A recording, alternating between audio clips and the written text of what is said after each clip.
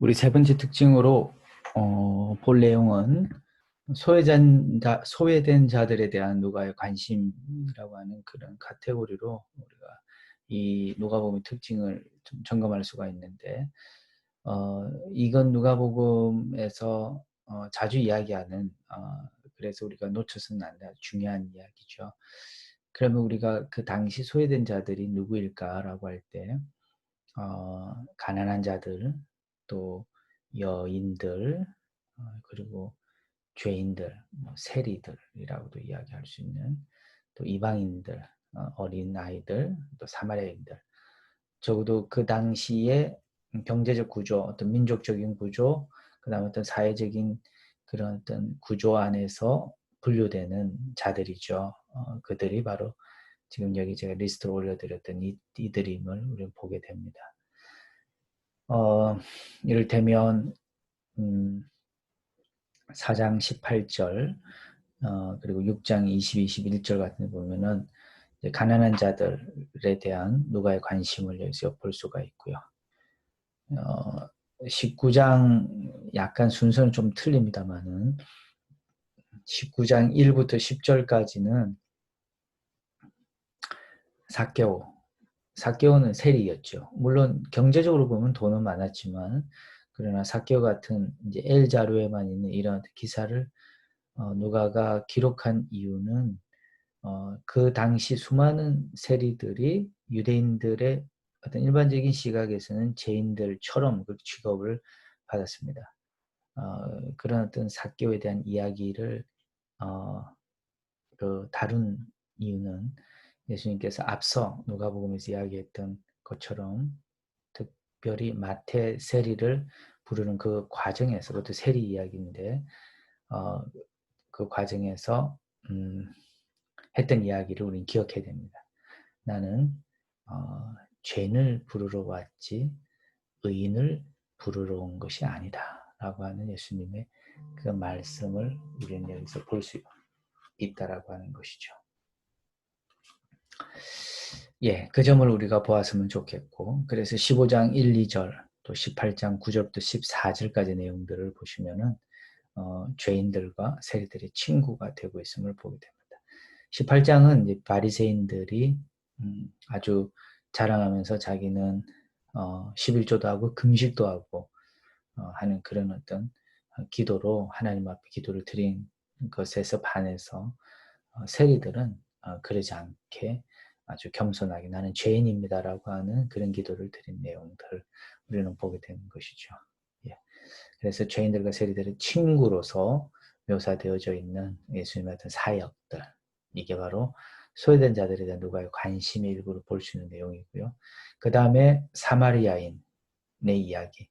10장은 저희가 이제 신앙기상 성경은 필요한 부분 보도록 하고요. 여러분들 꼭 찾아보시기를 바라고 제가 설명으로 대신하겠습니다. 10장 같은 경우에는 우리가 선한 사마리인의 비유에서 자비를 베푼 바로 그 주인공이 사마리아인으로 묘사된 내용이고, 17장은 10명의 문둥이가 고침을 받았지만 중풍병자가 그러나 한 명만이 감사했는데 바로 그가 사마리아인이었다라고 하는 엘 자료에만 나오는 어떤 내용입니다.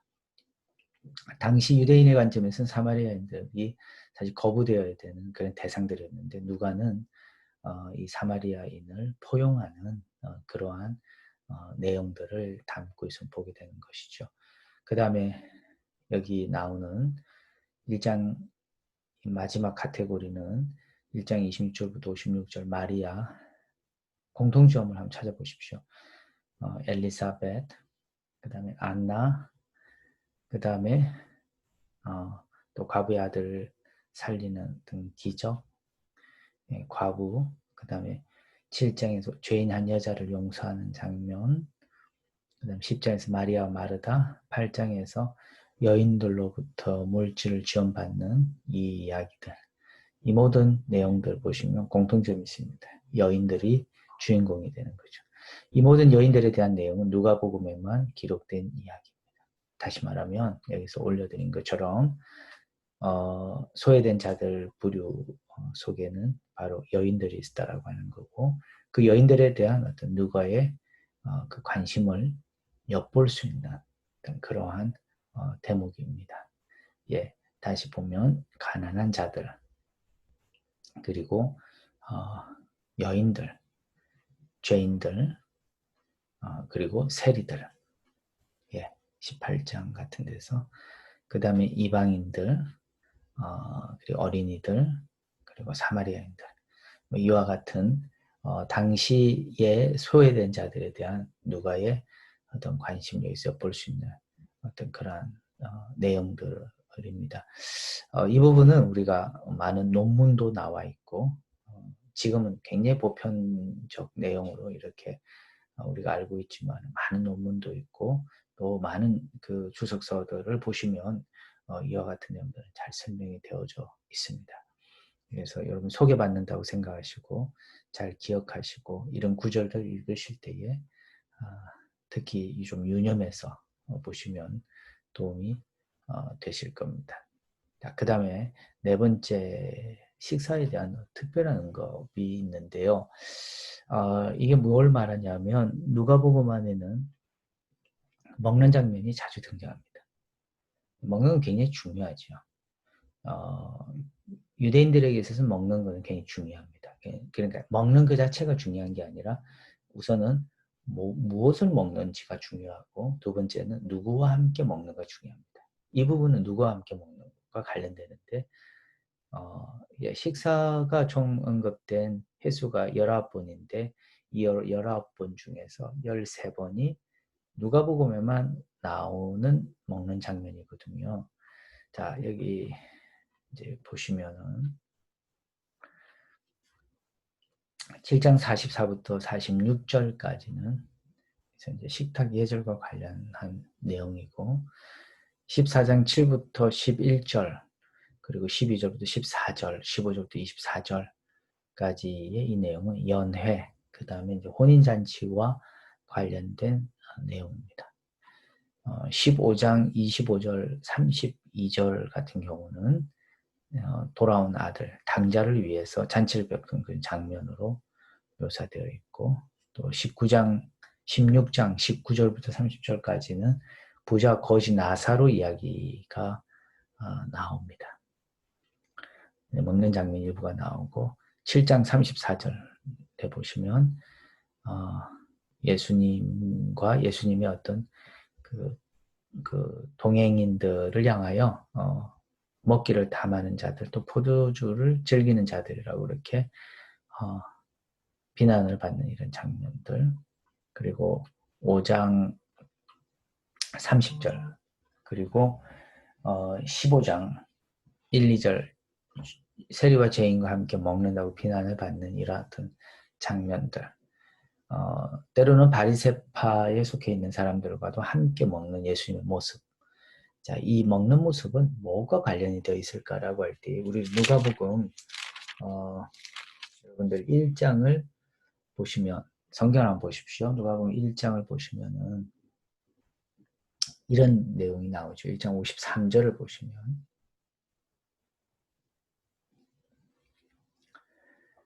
이 마리아의 노래 속에 나오는 장면인데 일종의 찬양 시와 같은 이 이야기에 53절에 줄이는 자를 좋은 것으로 배불리셨으며 부자를 공수로 보내셨도다 이렇게 이야기를 합니다. 만약에 이 내용이 미래에 펼쳐질 예수님의 사역과 관련된 그런 어떤 말씀으로 우리가 이해할 수 있다면 예수님의 사역은 줄이는 자를 좋은 것으로 배불리셨다라고 하는 이러한 장면에다 우리 초점을 맞춘다면 누가복음에 나와 있는 굉장히 많은 19번에 해당하는 그러나 그 중에서 13번이 누가복음에 나오는 그래서 우리가 내릴 수 있는 결론 누가복음에는 상당히 많은 먹는 이야기가 나온다라고 하는 이 이야기를 통해서 내릴 수 있는 결론은 자, 유대인들에게서 아까 제가 말씀드린 것처럼 무엇을 먹고 누구와 먹는다라고 하는 것은 결국은 이들에게 있어서 유대인의 3대 율법을 이야기할 때 보통 할례법, 안식일법, 그다음에 식사법이 있는데 그 3대 율법 중에 하나로서 무엇을 결국은 의미할까? 예, 누구와 먹는다라고 하는 것은 결국은 삶을 나누는 것을 이야기하는 겁니다.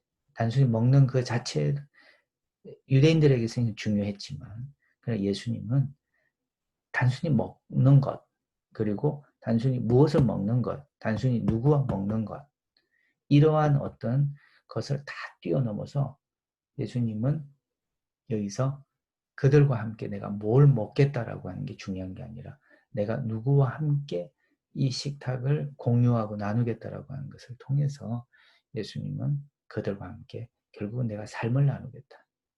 내가 무엇을 위해서, 누구를 위해서, 누구와 함께 가기 위해서 내가 이 땅에 왔는가라고 하는 이 여기에 대한 질문에 대한 답을 주고 있는 것을 우리는 보게 되는 것이죠.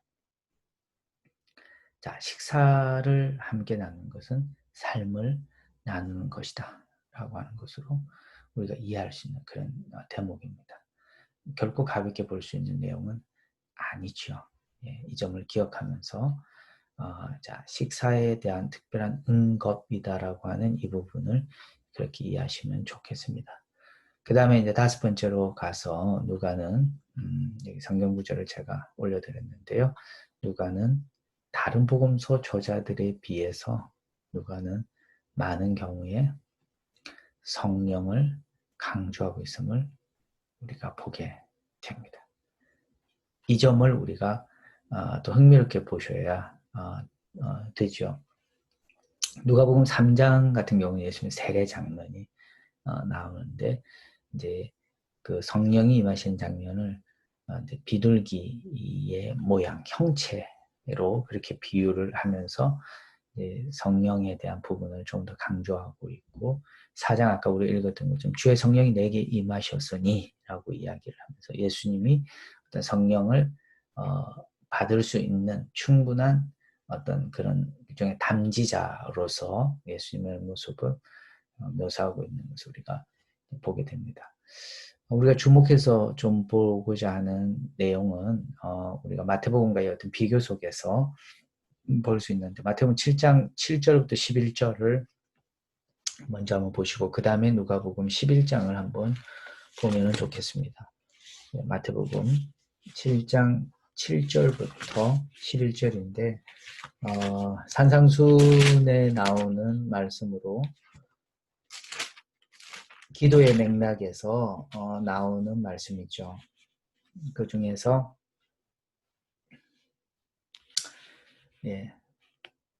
7, 8, 9절 구하고 찾고 두드리라라고 하는 이 말씀인데요. 한번 읽어보겠습니다. 구하라 그러면 너에게 주실 것이요 찾으라 그러면 찾을 것이요 문을 두드리라 그러면 너에게 열릴 것이니 구하는 이마다 얻을 것이요 찾는 이가 찾을 것이요 두드리는 이에게 열릴 것이니라. 너희 중에 누가 아들이 떡을 달라 하면 돌을 주며 생선을 달라 하면 뱀을 줄 사람이 있겠느냐. 너희가 악한 자라도 좋은 것으로 자식에게 줄 알거든. 하물며 하늘에 계신 너희 아버지께서 구하는 자에게 좋은 것으로 주시지 않겠느냐. 그렇게 기록이 되어져 있습니다.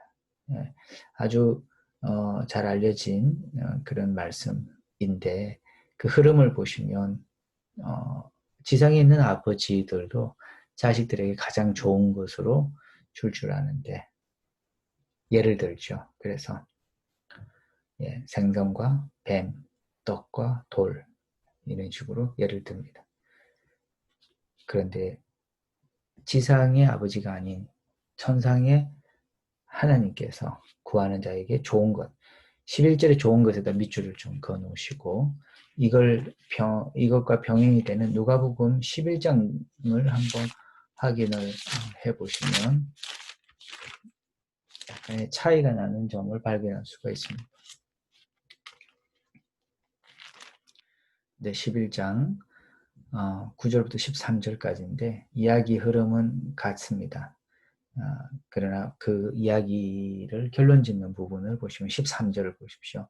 너희가 악할지라도 좋은 것을 자식이 줄 알거든. 하물며 너희 천부께서 구하는 자에게 구하는 자에게 성령을 주시지 않겠느냐. 성령을 주시지 않겠느냐. 누가복음에는 마태복음의 좋은 것이라고 하는 좋은 것은 우리가 뭐 다양하게 볼 수가 있겠죠. 마태는 그냥 좀 어떤 면에서는 좀 막연한 그런 좋은 것을 이야기를 했다면 누가복음의 저자는 13절에서 그 좋은 것의 아주 실체를 이야기하고 있죠. 그게 뭐냐면 성령으로 규정을 짓습니다. 예, 천부께서 구하는 자에게 성령을 주시지 않겠느냐라고 그렇게 이야기하는 장면을 보게 됩니다. 이런 어떤 여러 어떤 정황들을 통해서 우리는 누가는 다른 복음서 저자에 비해서 훨씬 더 성령을 강조하고 있는 복음서 저자구나라고 하는 점을 우리는 보게 되고, 우리는 그러기 때문에 이제 이런 부분에서 성령에 대한 신학을 도출해낼 수가 있게 되는 것이죠. 예, 그래서 위에서 우리가 본 누가는 역사가이면서 동시에 이제 신학자다라고 하는 점을 우리가 보게 되는 것이죠. 특히 성령에 대한 많은 관심이 있는 그런 신학자이다라고 하는 것. 그리고 스스로 누가는 생각할 때 우리에게 주어진 가장 좋은 선물이 무엇인가라고 할 때, 뭐 일반적으로 우리의 어떤 기도 제목 속에 우리가 기대하는 가장 좋은 선물이 무엇일까라고 이야기할 때, 우리는 누가가 들려주는 이야기 일부분을 들을 수 있어야 되는데, 그게 바로 뭐냐면은 우리 영원히 변함이 없고 영원히 우리와 함께 하시는 하나님의 성령께서 우리와 우리 속에 내주하시면서 우리를 조절하시고 우리에게 힘을 주시고 또 우리에게 은혜를 주시고 우리를 도우시고 우리를 또 강하게 하시는 이제 그런 선물을 우리가 받는다면 이게 얼마나 소중할까 하는 생각을 하게끔 도와주는 말씀으로 우리가 볼 수가 있습니다. 네. 마지막 6번째, 누가는 기도를 강조합니다. 누가의 기도 강조. 3장 21절에서 예수님의 세례시에 기도하는 장면이 나옵니다. 마태복음 3장에도 예수님 세례가 나오는데 기도하신다는 말씀은 없습니다. 5장에서 그의 사역 이후에 예수님 또 기도를 하시고요. 지금 여기 기록한 이 내용들은 다른 복음서에 나타나지 않는 누가복음에 나타나는 그런 내용 위주로 제가 적었습니다. 그 다음에 6장 12절, 그래서 좀 많은데 6장 12절에 보시면 그의 제자들을 선택하시기 전에 또 기도하시고 9장에서는 예수님의 고난과 관련해서 또 기도하시고, 그리고 9장 29절 같은 데서는 변화산에서 기도하시는데 마태복음 기사에서는 예수님 기도하시러 산에 올라가신다라고 하는 이런 장면은 없습니다. 그런데 누가복음에는 명확하게 왜 산에 가시는가, 변화산에 왜 가시는가라고 할 때 기도하러 가시기 위해서 산에 가신다라고 하는 또 기도 이야기가 나오고요. 10장에서는 70인이 돌아왔을 때 기도하시고, 또 11장에서는 기도에 대해서 가르치실 때 기도하시고, 22장 겟세마네 동산에서, 또 23장에서는 십자가에서 기도하시고, 11장 5절부터 8절에는 밤중에 찾은 친구, 또 이 두 구절, 11장과 18장 이 두 구절을 기억하시면 좋은 이유가 뭐냐면 누가복음에만 기도와 관련된 비유가 나와요. 다른 복음서 안 나옵니다. 예, 밤중에 찾아온 친구 비유, 아주 끈질기게 기도했을 때, 또 불의한 재판관에 맞선 아주 끈질긴 과부가 기도했을 때 어떤 결과가 나타났는가. 예, 확실히 기도에 대한 강조를 많이 한 복음서 저자임을 우리는 보게 되는 것이죠. 그리고 22장 31, 32절 같은 경우에는 오직 누가만이 예수께서 베드로를 위해서 기도하는 장면이 나오고, 그리고 22장 40절에는 그의 제자들이 기도에 힘쓰기를 또 권면하고, 제자들이 기도에 힘쓰기도 하고, 그리고 23장에는 그 원수들을 위하여 기도하고, 또한 22장 41절에서는 예수님 자신을 위해서 기도한 이와 같은 장면들로 유달리 기도에 대한 강조가 많이 나타나는 복음서가 바로 누가복음이다라고 하는 것을 우리는 보게 됩니다. 그래서 복음서 안에서 기도의 신학을 논할 때는 누가복음 이야기하지 않을 수 없는 상황이거든요. 자, 우린 지금까지 누가복음의 이 특징들을 이렇게 한번 쭉 살펴보았습니다. 예수와 그의 복음에 대한 누가의 종합적 설명, 이방적 성격이 강한 내용, 소외된 자들에 대한 누가의 관심, 식사에 대한 특별 언급, 성령 강조, 기도 강조, 이렇게 나와 있습니다. 기억하시고 또 우리 교재에도 이거 외에 몇 개가 더 있는데 그 역시도 한번 참고해 보셔서 누가복음이 갖고 있는 어떤 특징이 이제 무엇인지에 대한 부분들을 여러분들께서 상세하게 이해하시면 좋겠습니다. 네. 이상으로 제 10주차 강의를 모두 마치도록 하겠습니다.